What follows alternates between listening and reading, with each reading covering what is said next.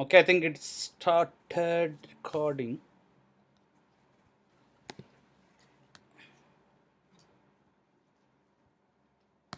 Hello, mic testing. I think it started recording, but is this just a minute? Just a minute. Yeah, I think it started recording. Okay, guys. I'll show how to set up some basic. So it is same throughout your Windows and everything. So you should have Eclipse. I think you know how to download Eclipse. Do I need to tell how to download Eclipse? Okay, so I think he already explained. This is very good. So you need to go first here and go here and create a, typically go to other, so that it will give you a list of projects. So you have a lot of different kind of projects that you can create.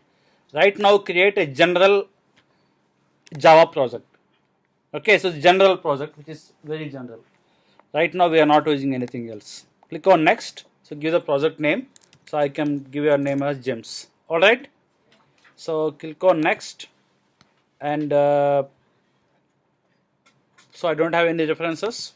Click on finish. So you will automatically get a project got created. Alright, so just ignore everything. So you have project. Typically the project will be straight away, you don't have anything in a project, but you will have a folder. So and hopefully you also have your Java installed in your local machine. If Java is not there, Eclipse can't do anything. You should have Java installed on your local machine.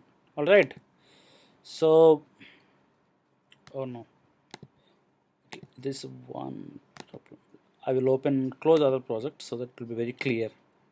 All right. So, this one.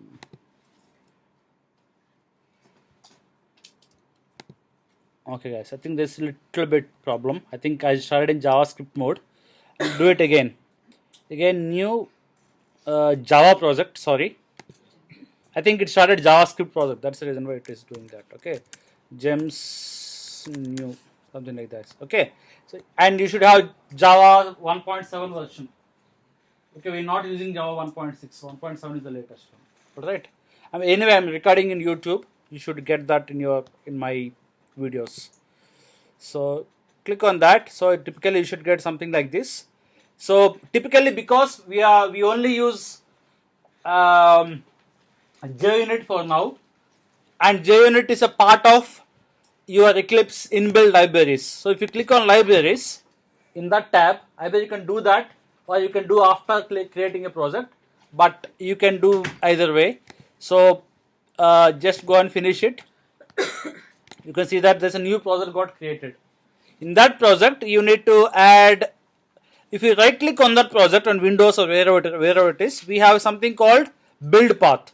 And configure build path is the best option which to create all your libraries and all the references. So for us to do something with the basic Java program, you need to have some libraries. So there will be some default libraries which is a part of Java which will already give. But apart from that, we should have additional libraries. So if you are using a different kind of a, different kind of a project, we may have different kind of a libraries. But right now we use only JUnit and Selenium. So this class, I don't talk about Selenium WebDriver libraries, but we only do something related to JUnit. So that's the reason why you need to go to configure build path, and you can, there is an option called libraries. In that, Eclipse will straight away give you the JUnit command. So I'm just repeating. You can go here and add a library. So Eclipse will provide you some libraries. Library is nothing but again a jar file or a Java code. So for you to write any Java code, you should not start from scratch. That is olden days where you started with public static void main. Those are all gone. We always start with something, some particular project with some existing libraries. Okay, so Selenium is one of the best library for us, but that I'll talk later. But right now, the only thing that we're today discussing is about a JUnit. So we need to have a JUnit library with us, because in that library only you have that asset class and everything. Okay, make sense? So go to JUnit, select that JUnit thing, and click on next. So we are using JUnit 4 version, not 3 version. Okay, simple.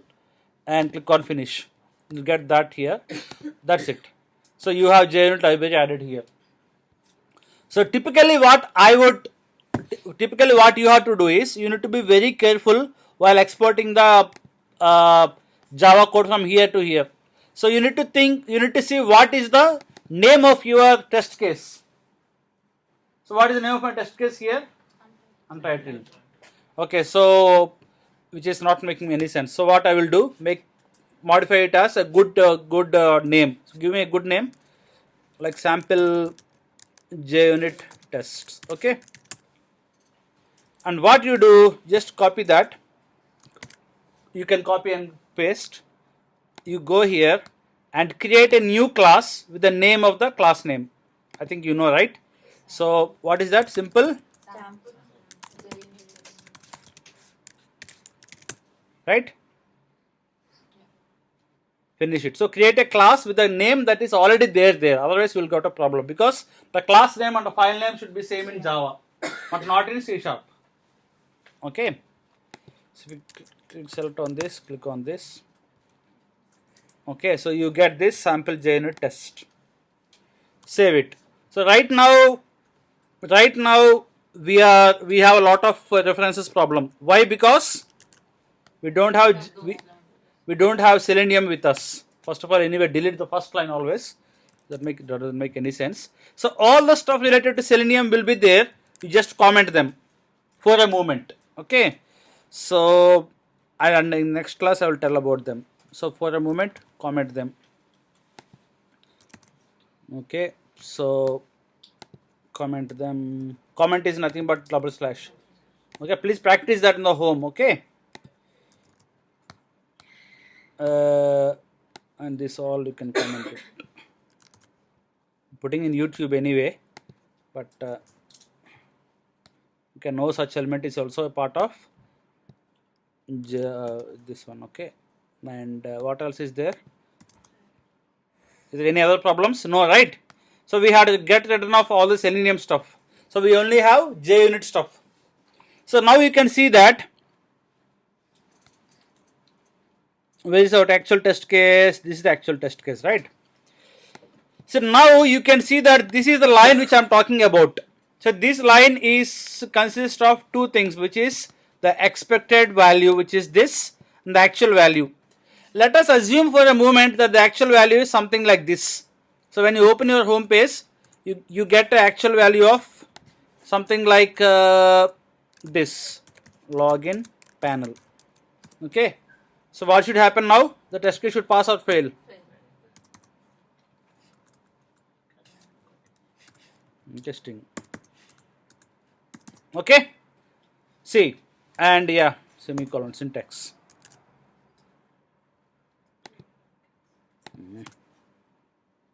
Okay. So now, if you can see that there is nothing related to Selenium, but you can see that this is a assert equals is your JUnit command. If you click on mouse there, it will help you. If you still have a problem, put your mouse there and wait for some time. Then you can see that it will help you saying that assert equals is coming from org.junit.assert. This is our library. Okay, from library, this is a method that we are using, and we have two inputs, expected and actual. So expected is what? This, and actual is this. If I run it, what should happen now? So typically, if I run it, how to run it is very simple. Right click on whatever the method that you are, and you will get an option like this. If it is everything properly configured, you will get an option of JUnit test. If you don't get an option, the only reason is you don't have your JUnit library in your configure build path. If it is there, you will not have a problem. If you don't see JUnit here, go to configure build path and add your JUnit 4. It should definitely come. Okay, and comment remaining things. If you run it, it will run in a very, very beautiful small UI plugin. Okay, you can see that. Now the test is failed. Why it is failed? Is failed because of the reason that the expected and the actual value is different. So if you can see that, it's a beautiful UI showing that expected value is login panel, actual value is login panel. Okay, which is this. So how to pass it? Either change this or do that. Okay, make sense? Now run it. Pass.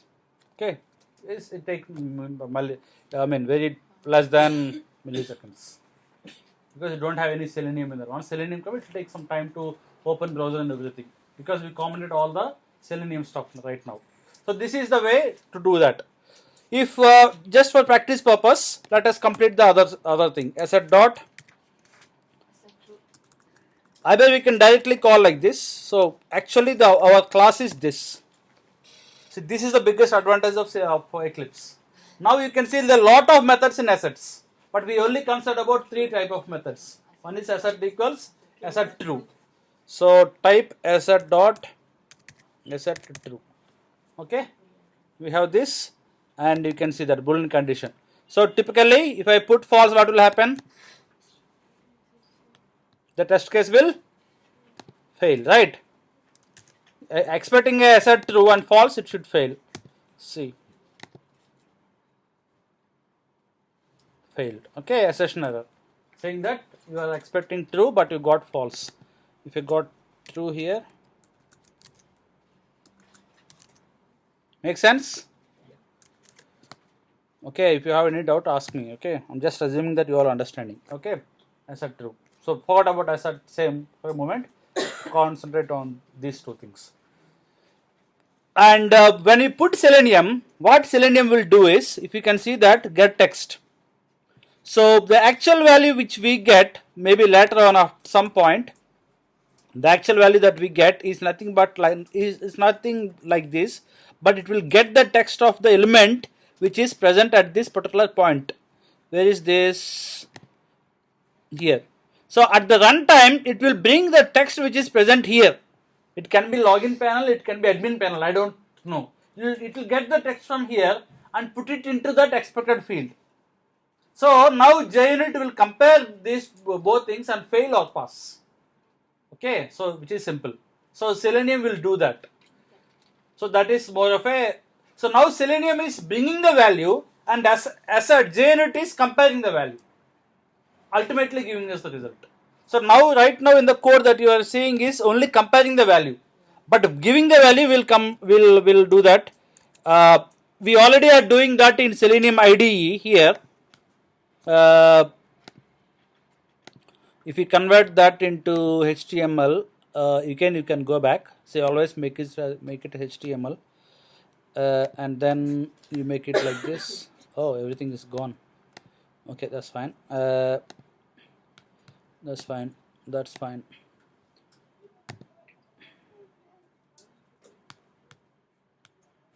I said text, right?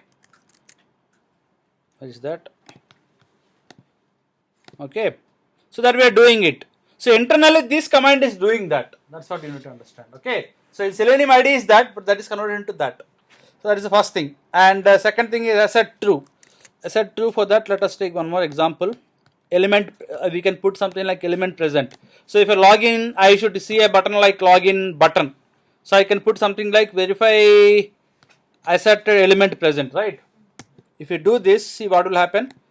It will go here, go to Selenium ID here, and we have something like assert element present.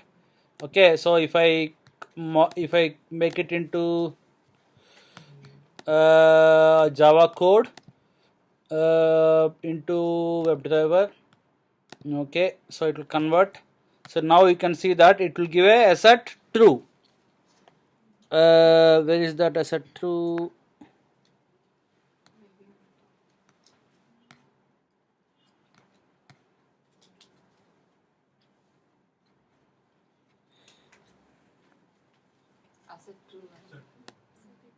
Okay, so this line. Okay. So this is nothing but this. Got it? Both are same. Okay. Typically, I am using. These guys are using this. That's the reason why I don't want to go with them. I forgot about this. It should be something like this. Okay. Now what will happen? You should put asset. So you should put, so that you know that, always do this, it's better. You know that which class and which object. Otherwise you will get confused. Okay, now I am telling is element present. So this particular value will give either true or false. If you give true, everything is fine. If the button is present, you will get true. All the both are equal. Your test case will pass. If you don't have a button, if that button is not present, example, you don't have internet, then what will happen? Will I can see the button? I can't see a button. Then the test case will fail. Okay, so that you know that there is some problem with your internet or with the application. If the application is really down, it's a big bug in your live, then our Selenium will go and catch that, saying that your login is not working. Please, there is a problem. So it will give an assertion error, or the JUnit will fail. Okay. So yes, doing that you can do that. So that are the assertions. Okay. So apart from that, JUnit will do a wonderful job. One more job called assertions. Sorry, not assertions, annotations, which I will explain. Okay. In doubt? Okay. So you will go and practice, right? Oh, okay. Let me put this video on stop so that we will get